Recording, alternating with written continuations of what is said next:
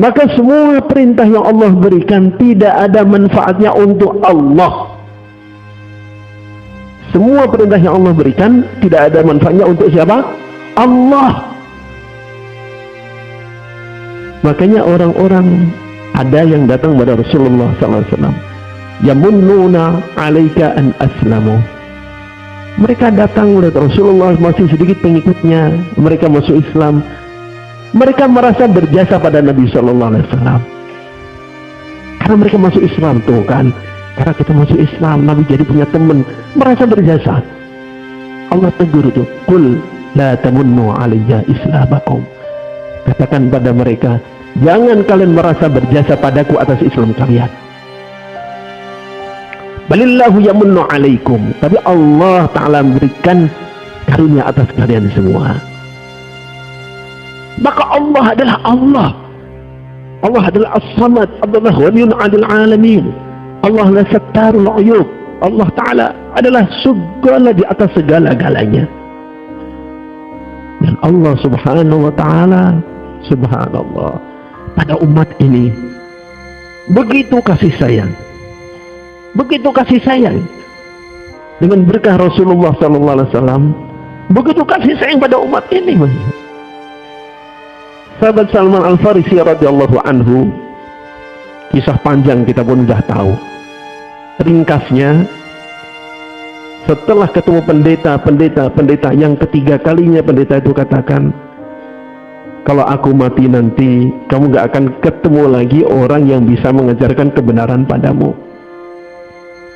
Terus saya harus berguru kemana? Kamu tinggal tunggu Nabi akhir zaman. Dia akan datang ke kota yang banyak pohon kurma.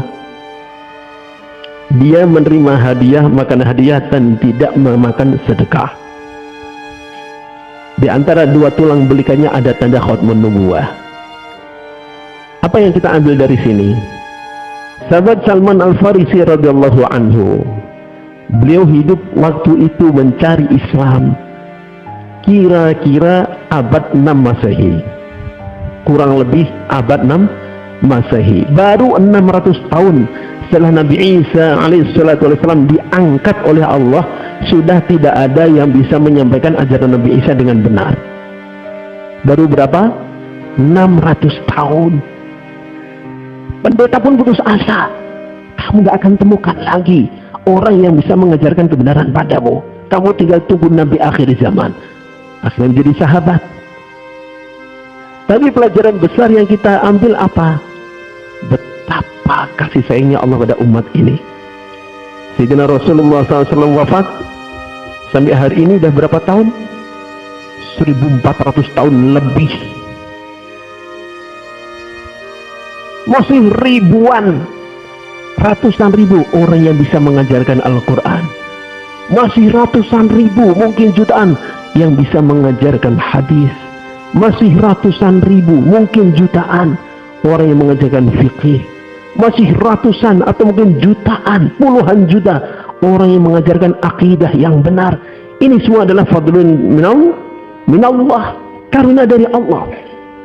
Kita syukuri ini.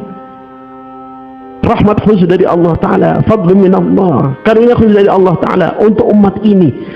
Sudah 1000 tahun lebih masih banyak bimbingan Allah turunkan lewat hamba-hamba yang Allah Ta'ala pilih.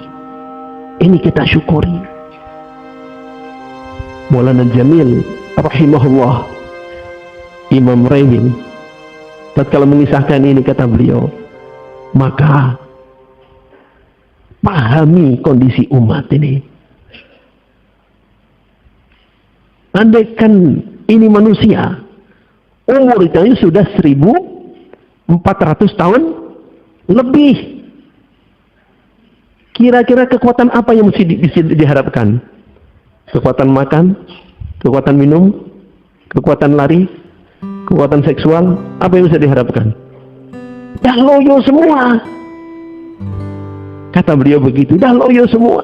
Kekuatan dah nggak ada. Dikasih makan pun pilih-pilih. Aduh, ini makanan apa, keras banget. Nggak mau, cari yang lembut. Padahal sudah lembut, masih kurang lembut lagi. Pengen dibaringkan agak cepat. Jangan, aduh sakit. Pelan-pelan. Pengen ke toilet dituntut, pelan-pelan jalannya, jangan cepet-cepet. Kenapa? Karena sudah tua. Nah, umat ini pun begitu. Umat yang sudah tua, maka kata beliau, perlakukan seperti orang tua. Kasih makanan yang lembut-lembut, kasih makanan yang lezat-lezat. Yang tinggal lekunya telan paham. Karena memang sudah tua. Mau diajak lari bisa patah kakinya. Mau diajak ngangkat batu bisa rontok tulangnya. Itu kata Maulana Jamil rahmatullah alaih. Sehingga beliau katakan, makanya kalian baca taklim pun pilih-pilih tempat dan kondisi.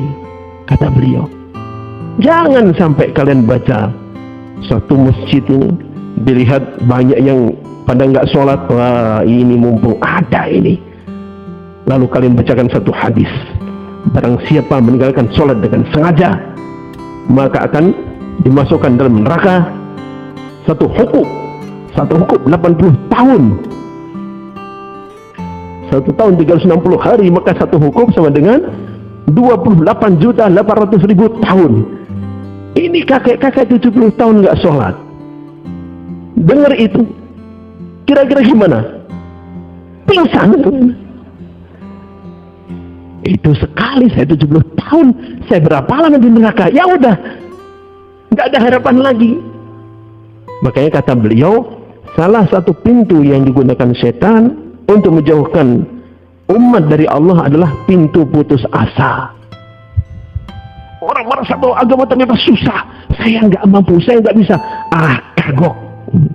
Kalau bahasa orang Bandung, kagok edan, udah sekalian ke neraka.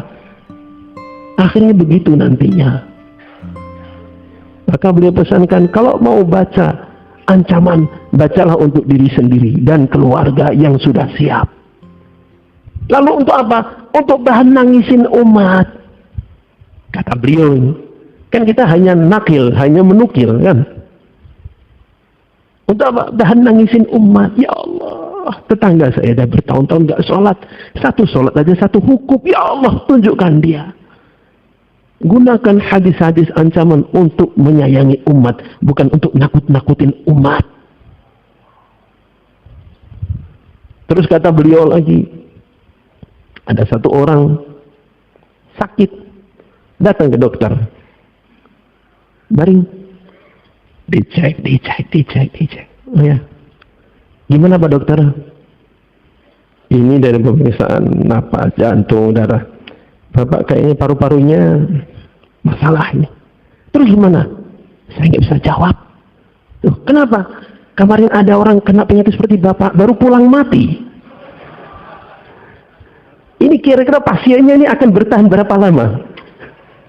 Mungkin waktu juga langsung mati juga ini. Maka kata Maulana Jamil, kalau dokter yang bijaksana nggak akan begitu. Gimana Pak? Tenang. Batuk biasa. Gampang ini. Bapak tenang aja. Nanti minum ini. Insya Allah sembuh. Maka dengan dorongan psikis begini, dia pun akan terdorong untuk sehat. Dengan secara sababiah, dia pun akan sehat beneran. Nah, dai hendaknya lebih daripada itu.